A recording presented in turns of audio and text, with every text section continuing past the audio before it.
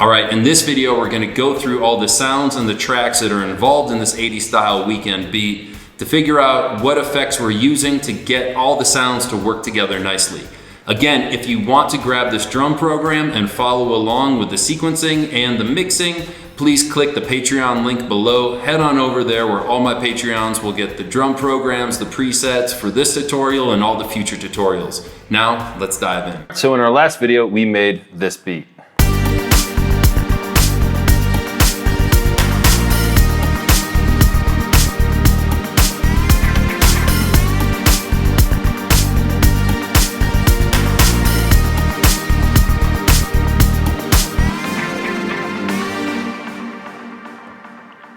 So in this video, we're gonna go over all the different effects that are on all the sounds and all the different channels, kind of showing you a rough idea of how a track like this would be mixed.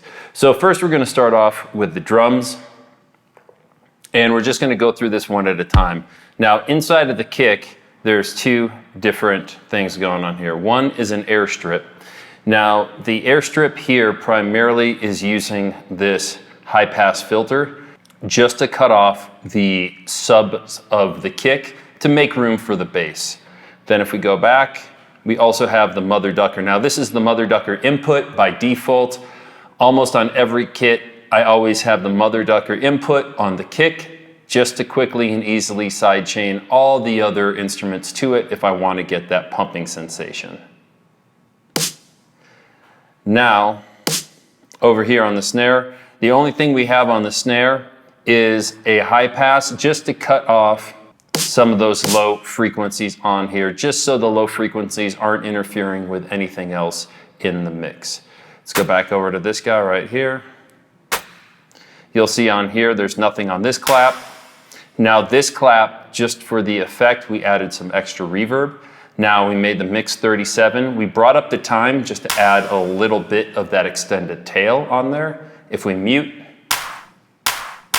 you can hear how different it sounds by turning on that reverb. Coming over to here to the hi-hats. Now with these hi-hats, we took the time to select the right samples, so there's actually no effects on these hi-hats at all. Same with the shaker, same with the tambourines as well.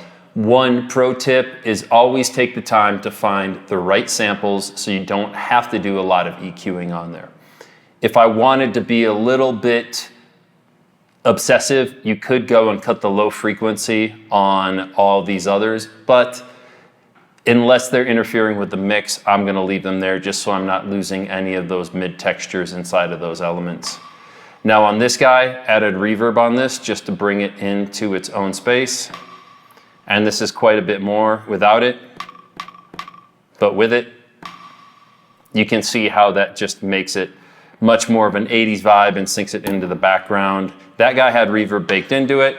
This guy added a channel strip because on here, there was quite a bit of low end actually, so we just swept the low out of there, as you can see right here. The channel strip is a great plug just to throw on there just because you instantly have that high pass filter and you can cut off the low frequencies. So that's everything that was included on individual drum sounds. However, on the overall kit, we did add a little bit of reverb on here. So let's just solo this kit and go back into the mix and let's listen to it without that reverb. And then turn the reverb on. It's subtle, but that little amount of reverb just gives it much more of an 80s vibe going on that track. Now on the bass, again, we added the channel strip, and that's just to sweep out a tiny, tiny, tiny bit of the lows. I'd probably even bring this up even more to about 30. Now we did boost the low frequency here by 6 decibels at 83 hertz, just to make sure that that bass sound was really cutting through the mix and able to be heard. If we go over to the guitar, now this guitar is out of the F9 pack, so there was some effects that were on the guitar sample already, but it's good to take a look at them just in case you're tracking in your own guitar how you might approach mixing that. So let's go ahead, turn off all these guys and just solo this chugging guitar right here. That's what we have to begin with. And now let's go into these elements, turning on the chorus here. You can see it starts adding a little waviness to it. The chorus is pretty heavy in here, it's at 67%. A little bit of delay. Now on the original, this delay was really heavy, but it started to get a little messy, so I brought the delay down. If we brought it to where it was originally, you can hear how the delay starts to interfere. We could change the time on there, but instead, I just brought it down to about 13. It's barely there, but it's noticeable when you take it off.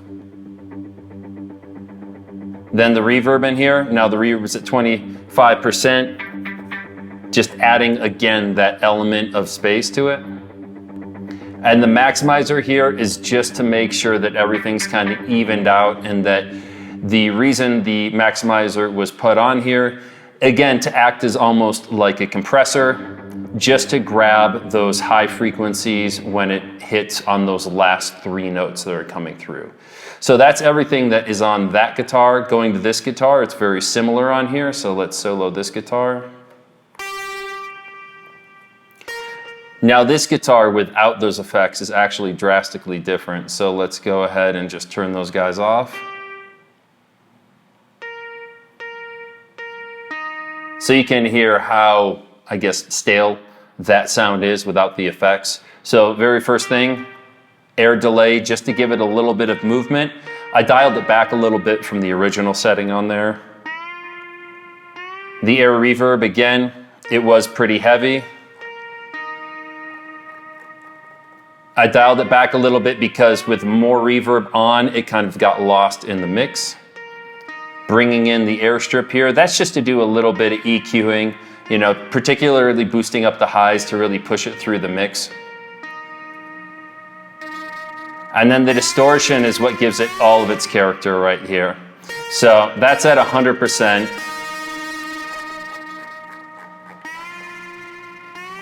You could dial it back, but I really wanted this to sound like a really crunchy electric guitar. So we just went ahead and went 100% all the way up. And that gives it that really grimy, gritty feel on there.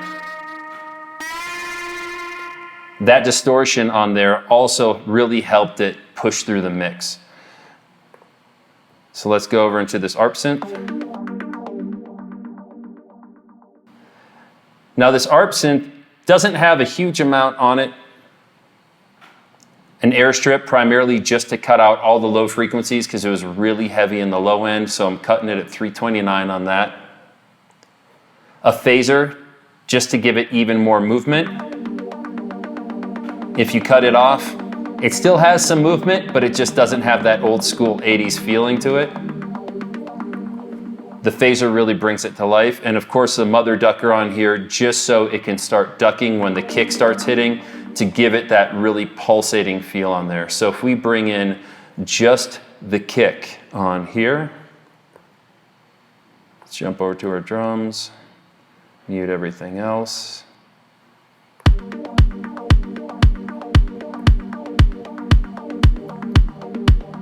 And you can really hear how that mother ducker really adds a lot of breath to that synth.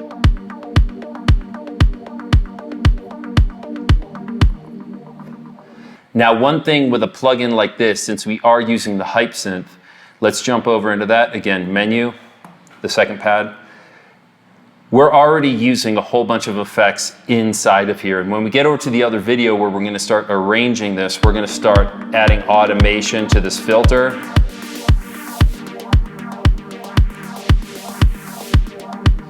Again, bringing it to life even more. In the effects here, you can see I brought the lows all the way down. I pushed the mids because I really wanted that low mid to come out in the mix.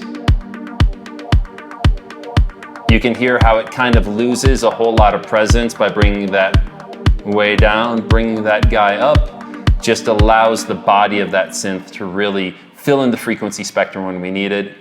And then we have all of these effects over here that we're able to take on and take off and manipulate as well. So even though on the mix right here, there's not a whole lot going on, once you dive into the sound design on the Hype Synth, you'll notice that there's a ton of effects that you can dive into and really use on there. In a future video, we'll be going over all the sound design possibilities inside of Hype Synth and the other synths.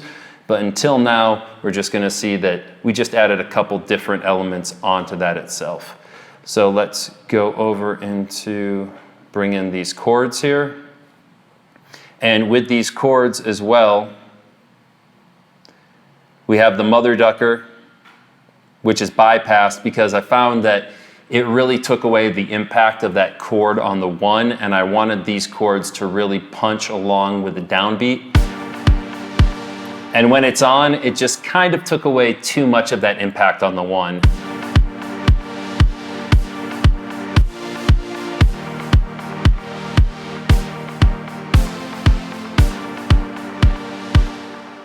Again, we have the channel strip. Again, just to cut that low frequency out on there.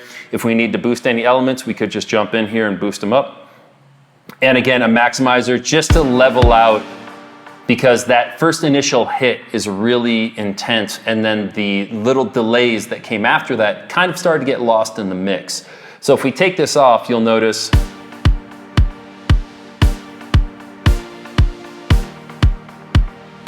so that's when we add the maximizer, just because we want the evenness of the volumes across that initial hit and the delays. So when we bring that on, you'll notice a much more linear sound, and those delays aren't getting lost.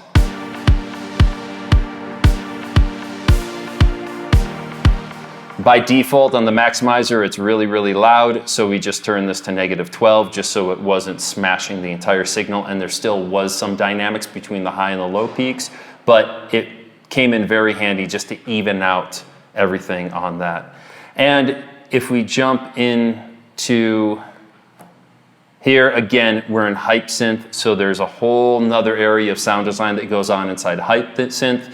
Really quickly, I just came in, I turned the lows all the way down because they were getting really, really muddy. I also brought the low mids down in order to eliminate that mud, and I brought the highs up quite a bit because I wanted it to really peak through the mix. Again, in a future video, we'll be going over sound design inside of Hype. Then if we come over into the lead again is very similar, where it has the lows cut out, and then also Mother Ducker on there, just to add a little bit of pump on that as well.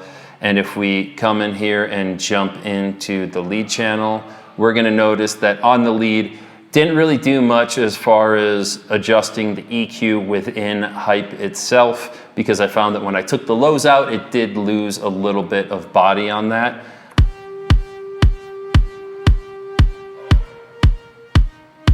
Now this is a really subtle element. It's one of those elements where you notice when it's not there, not necessarily it jumping out and hitting you in the face. Okay, and then let's go over to the Chords 2. Here you can see channel strip and Mother Ducker. You're starting to see that there's some go-to plugs inside of the MPC that really speed up your mixing process. Again, I love the channel strip because it instantly has that high pass filter, so I can just really quickly sweep the lows, clean it up, allow room for the kick and the bass, poke any other frequencies out that I need. Mother Ducker to sidechain this so it pumps along with the rest of it to the kick. And if we come out here and then go to Chords 2, again, we're in Hype. Didn't really adjust a lot in here. The only thing I did is brought up the drive of the distortion because I really wanted it to punch through the mix. And the distortion lower was cool, but as I brought it up, it really gave it a lot of character and pushed it through the mix. So then if we go back and let's just jump into snaps. Again, snaps, nothing on them. They're just back to the philosophy of picking the right sample first, and it just worked. All right, I hope that helped you with figuring out what effects you're gonna use in order to get all these sounds to blend together nicely. Mixing is such a critical element when it comes down to getting your sounds to work well together. Again, keep it simple. Only use what you need, because every single plugin that you're gonna put on a sound needs to be there for a specific purpose. Thank you so much for your time. Please, if you enjoyed this, like and subscribe so this channel can keep growing and going. And on that note, peace out.